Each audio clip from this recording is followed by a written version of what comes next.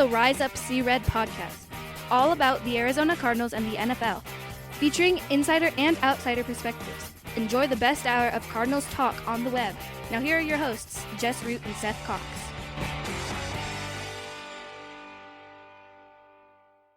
Hello, Arizona Cardinals fans, and welcome to the latest edition of the Rise Up See Red podcast. I'm your host, Jess Root from CardsWire.com, the USA Today NFL Wire site that covers the Arizona Cardinals.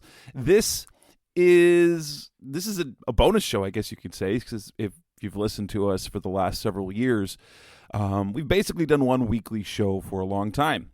We're taking a look at kind of changing things. Maybe not the best hour and a half of Cardinals talk on the web, but adding a few episodes here and there. This edition of the show, episode 392, I'm flying solo tonight. Moving forward, we might see that a little bit more. A few shorter episodes, sometimes with Seth, sometimes by myself, sometimes with other guests, and then moving into the season. If you've been around for a long time, we used to do preview shows with other writers. Now we've done that before the season to kind of preview the opponent, but we might be adding to that some more as well. So this edition of the show, this is a bonus show, or the first of many little smaller shows, but it's focused on the Cardinals head coaching search, because on Thursday there was a bunch of news that came down. The candidate pool has shrunk, and Sean Payton came to town. So let's talk about, let's focus on Sean Payton and who we think the odds, and as well the shrinking of the coaching pool. So let's start with that. And that would be the news that came out Thursday morning. The Cardinals and their 8 candidates that they had kind of picked out that we know of.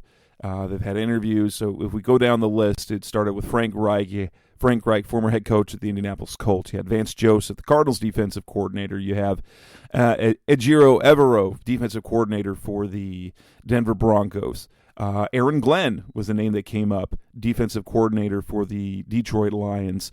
Adding Sean Payton, Dan Quinn, and then we go with a couple other names as well. But the 2 names that came out on Thursday that changed things, or some of the dominoes actually started to fall. The first was Frank Reich gets hired. He does not get hired by the Cardinals. Now, he was the first interview for the Cardinals, and I'll tell you this, Frank Reich is a guy I've liked for years. I thought he should have been heavily considered when the Cardinals were in their coaching search in 2018. The pedigree that he's got, the background that he has, the years that he's been assistant, the positions he's coached, I felt that he was a really nice fit. That didn't get enough credit, and he eventually went on to coach the Colts with a moderate amount of success, dealing with a bunch of different quarterbacks. However, he is now the head coach of the Carolina Panthers, so he comes off the board. Now, the truth is, it never felt like he was a favorite in the Cardinals situation, especially when you look at the candidates that were almost all defensive-focused, defensive coaches. Frank Reich and Sean Payton are the only 2 that have an offensive background. And so it felt like, while he was certainly qualified, he probably was not going to be the favorite, and it was due diligence, and he would have had to have impressed Marty Ossenfort, new general manager of the Cardinals, and owner Michael Bidwill. Then the other news that came out was Dan Quinn, defensive coordinator of the Dallas Cowboys, who had on Wednesday his second interview with the Cardinals. He interviewed virtually on Saturday, and it felt like, because he was flown in Tuesday night, and he interviewed on Wednesday. By all reports that came out, there are a few reports that came out that said it went really well, and it should. Quinn is a former head coach of the Atlanta Falcons. He's the defensive coordinator for the Cowboys the last 2 years, where they have very good defenses. He was the defensive coordinator for the Seattle Seahawks back in the day, 2013, 2014, when they were Super Bowl teams. They had some of the greatest defenses we've ever seen. And you kind of got the idea, if he had come here, He would have brought Brian Schottenheimer, the former offensive coordinator for the Seattle Seahawks, the one that Russell Wilson ultimately got fired, and that could have worked. And in fact, at some point when Dan Quinn gets a head coaching job, a team will get a really good coach. However, whether it was circumstances, maybe it wasn't quite the situation he wanted. He seemed to be high on the list of the Cardinals and the Denver Broncos. He decides that he's going to go back to Dallas for another season. And saying he told a couple people, including Ed Werder from ESPN, that he had unfinished business to do with that team. And maybe he's waiting for a slightly better situation. Maybe he just likes it in Dallas.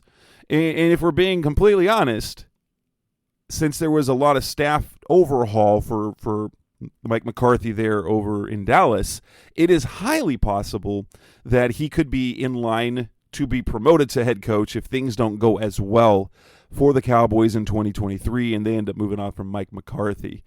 And so that's the situation now, is where we have the Cardinals lose two of their candidates, although I will say Frank Reich probably wasn't among the finalists. We know that Dan Quinn was definitely in that mix because he got a second interview, and as far as we know, he's the only candidate to get a second interview.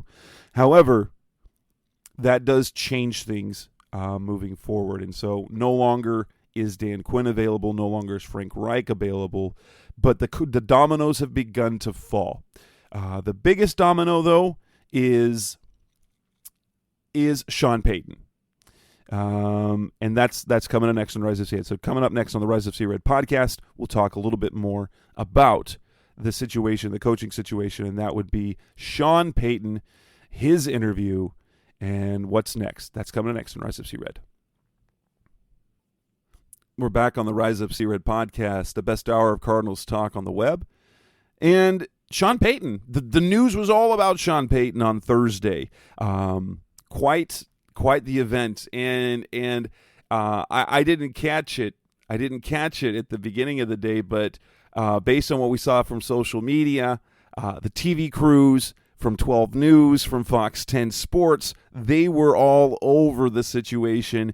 If you remember Peyton Watch back in 2012, Manning Watch, when the Cardinals brought Peyton Manning to town, how the TV crews were outside the facility trying to get a glimpse of everything.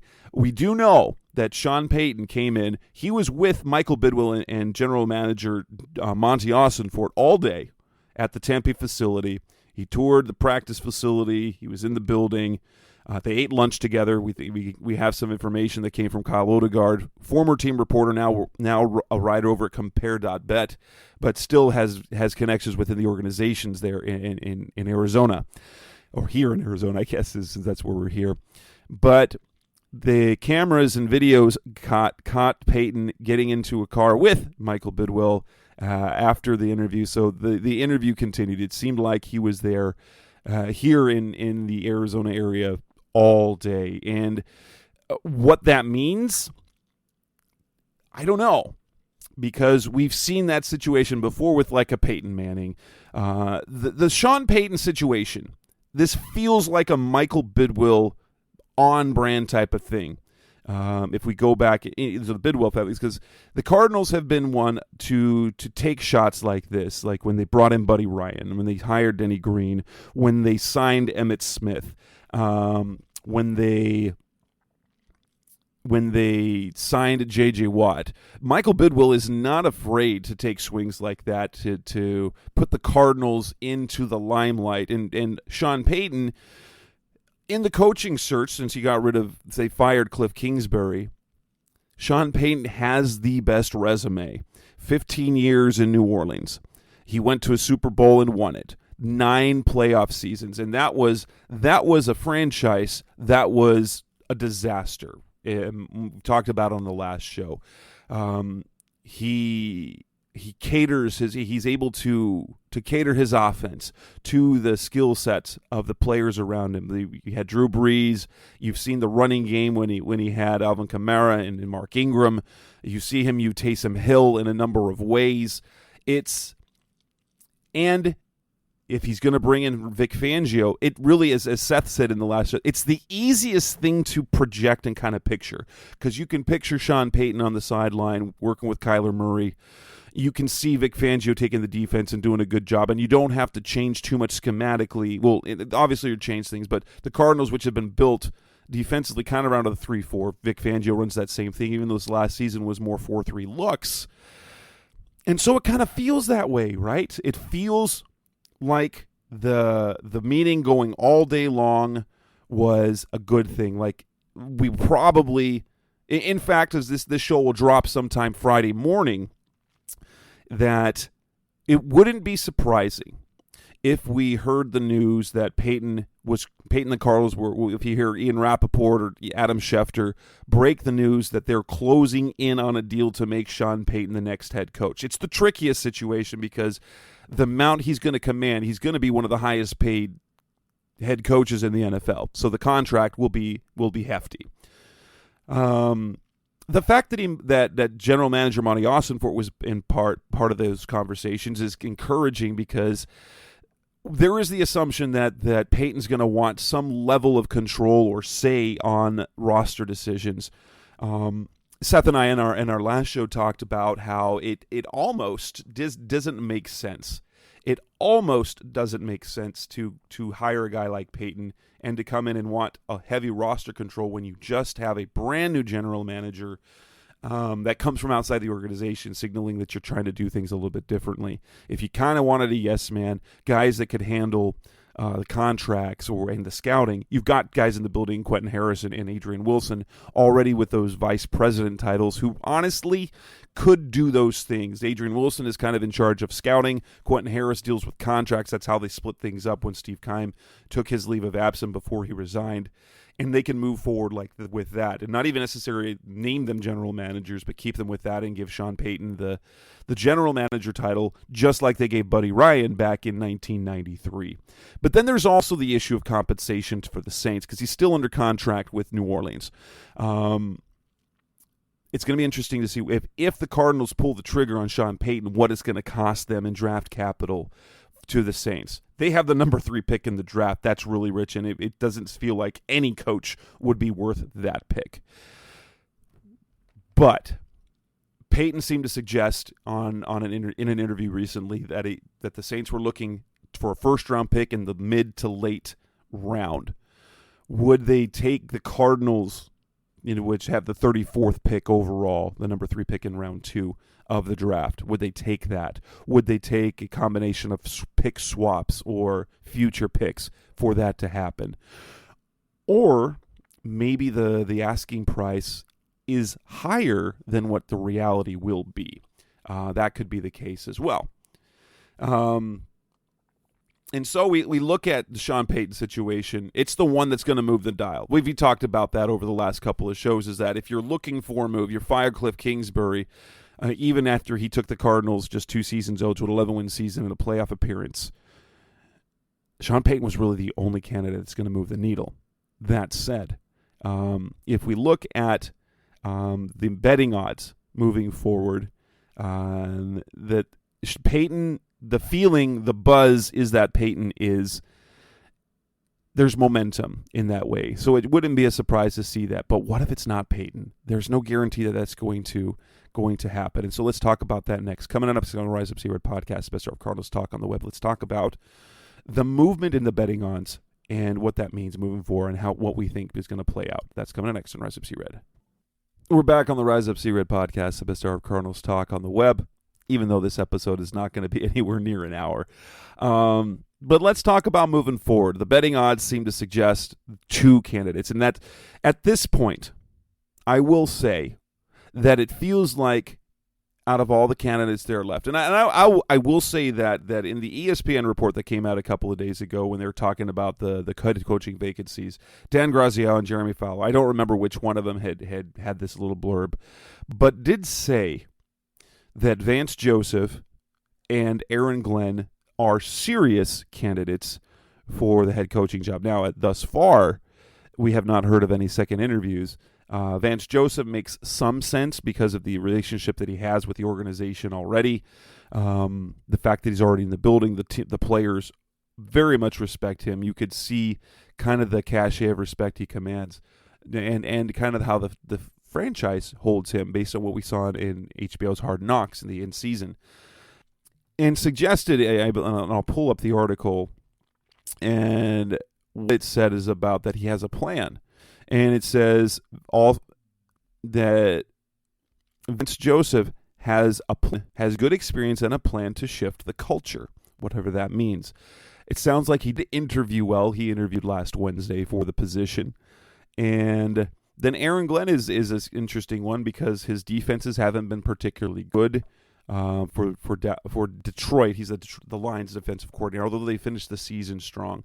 Aaron Glenn as a candidate would feel like, honestly, it would feel like a Steve Wilkes hire in 2018 or Vance Joseph hiring in Denver in 2017. He might be a great coach, head coach, but he's the unproven guy, hasn't been a defensive coordinator long, and honestly, if the Cardinals fired Cliff Kingsbury to hire Aaron Glenn, you would have to knock it out of the ballpark with his staff, because that would not move the needle in the least. But the funny thing is here's how the betting odds have gone, at least on DraftKings Sportsbook. And Sean Payton was the favorite. Then as Monty Ossenfort was hired, then Brian Flores quickly moved up the odds, shortening them. And as of Thursday, those shortened even more, with Brian Flores being the number one candidate at minus 150. If in betting odds, the negative odds are the less risky ones, because you have to. So minus 150 means you would have to bet or wager $150 to win $100. And positive odds, so you get more than the money you put in, essentially. So Brian Flores, who was the betting favorite as of a few days ago at plus 150, those odds have shortened to minus 150. And then Peyton had gone from a plus 350 down to plus 150. It feels like it's a two-candidate race. But what an odd two candidates that if they don't go with Peyton, they're going to go with Brian Flores, who might be... and I wrote a piece about this, he has all the connections. It makes sense organizationally if we look at Monty Ossenfort, the things that he said at his introductory press conference. He spoke of organizational alignment, and he talked about changing how things are done. He was with the Patriots basically from 2006 to 2019. He also had a stint there in 2003 before going to the Houston Texans for a couple of years in the scouting department. Brian Flores was with the Patriots from 2004 to 2018, and here's the connection that I love, is that for the first 4 years that Flores was in the Patriots organization, he was in the scouting as an assistant scout and then a scout. And so for 2 seasons, in 2006 and 2007, he worked with Ossenfort, who was also a scout. So they are cut from the same cloth in terms of evaluations. And so there's already that. They were with the same organization for a long, long time. If you're looking for someone to enact some discipline and some accountability, a problem that the Cardinals had this past season, Brian Flores makes a lot of sense. However, and he has head coaching experience where he did good things with the Miami Dolphins. The question marks are, of course, because he didn't vibe real well with Tua Tagovailoa. Would he be able to earn the respect of Kyler Murray and work with him and be able to help develop him? Of course, the also question is, who will he have as an offensive coordinator? Who would actually be the guy that works with Kyler Murray? But that said, how much of a disappointment would it be for fans when you're going from Sean Payton to Brian Flores. It's like completely two sides of the spectrum, but it feels like that's going to be. So if they can't make it work with Payton, they're going to do Brian Flores. That's kind of the feeling I've got. That's what the betting odds say. Heck, the betting odds even seem to suggest that right now it's going to be Brian Flores, even with the Sean Payton. Sean Payton makes a lot of sense for the organization. The problem is there's a lot of moving parts. Control, pay, compensation for the Saints. Brian Flores, you don't have to worry about that. Do you worry about that he hasn't interviewed for any other head coaching positions? Probably. He's interviewing for defensive coordinator positions, which is not a bad thing. But Payton, that'll fire up the fan base. He's successful. Flores, he might be the best fit organizationally. That won't excite anyone. Not in the least. And so that's what we're hoping. So when it comes down to this, it feels like they want Sean Payton, or at least had a really good visit with Sean Payton on Thursday because of the length of time that it went. I can't tell whether it was how much that they were trying to sell the job to Payton, or it was productive talks of Payton trying to sell himself as a candidate. Especially at this point, it feels like the Cardinals might be the only team in the running for Payton's services. And if that is not the case, if he doesn't get it in Arizona, he might just go back to television, work for sports as an analyst there. And we are going to see Sean Payton this weekend as an analyst during the NFC Championship game that Fox will cover. So he's got a busy weekend. That said, Sean Payton or Brian Flores? I'm not convinced that the Cardinals will be able to make it work. I think that's their first choice. Their first choice is Sean Payton if they can hammer out the details and it doesn't cost too much. If it doesn't, Brian Flores. And there's still the factor that maybe they are still holding out for the possibility to interview DeMeco Ryans, the defensive coordinator of the San Francisco 49ers. Whether or not the 49ers win or lose this Sunday, Ryans can be interviewed starting Monday. He canceled or postponed. We haven't heard which one. Well, they used the word cancel. He canceled an interview that he had last Saturday. Of course, he had 4 interviews lined up on the day before a playoff game. And so he interviewed twice and canceled the other 2, whether that means that he is out on the Cardinals job or they are just going to wait for that. Perhaps we'll know by this weekend. And I think if Payton is the guy, if Payton is the ultimate choice, which would be the exciting one, it would draw a lot of buzz. We can talk about what he's done in New Orleans with quarterbacks, Jameis Winston, Taysom Hill, all of that stuff. That news will come Friday or Saturday. So with that in mind, we'll wrap up this quick edition of the Rise Up Sea Red podcast. I'm Jess Root. I believe what we will have, our next edition of the show, will be a reaction to the conference championship games with Seth, and that will probably come on Monday. So that, again, thanks for listening. We'll be back again in a few days. Thanks for listening to the latest edition of the Rise Up Sea Red podcast. Listen to previous episodes and subscribe to the show on Apple Podcasts, Stitcher Radio, Audioboom, or many other podcast platforms so shows are delivered directly to your mobile device. Please give the show a 5-star rating and always support the sponsors who support the show. We'll be back soon for the best hour of Cardinals talk on the web. Rise up, Red Sea, be Red Sea Red, and of course, Rise Up Sea Red.